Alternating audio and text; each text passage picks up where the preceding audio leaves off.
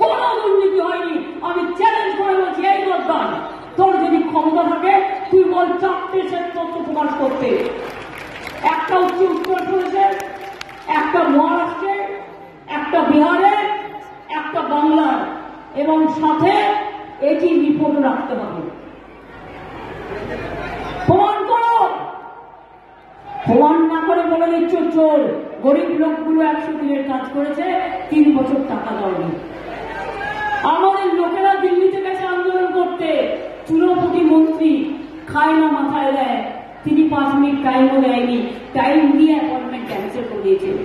কিন্তু আমরা দিয়েছি, আমরা বলেছিলাম চিন্তা করবেন না, এই গরিব লোকগুলোকে 59 লক্ষ লোকের টাকা কেন্দ্রের দেওয়ার কথা, কেন্দ্র দেয়নি, কিন্তু আমরা দিয়েছি বলে রাখি।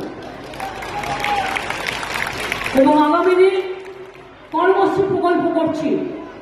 এটা ছিল 100 দিনের কাজ, হতো 30 দিনের, কিন্তু আমরা বাংলা থেকে প্রোগ্রাম করেছি, সেটার নাম কর্মশ্রী।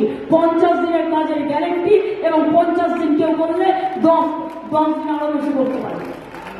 এর জন্য দিল্লিতে টাকা চাইতে হবে না, আমরাই দেবো টাকা, রাজ্য দেবে টাকা। বাংলার বাড়ি 43 লক্ষ বাড়ি আমরা ক্ষমতা আসার পর করে দিয়েছি। আরো 11 লক্ষ বাড়ির লিস্ট পড়ে আছে। সেই বাড়িগুলো কেন্দ্রীয় সরকার ফোন করে ও बीजेपी कॉल सेंटर থেকে এখন বলছে কাউকে आप भी नाम लिखाइए, आपको दे देंगे, पर तुमको देने का जरूरत नहीं है, इसी के लिए नहीं है चुनाव का टाइम में झूठा मान बोलो।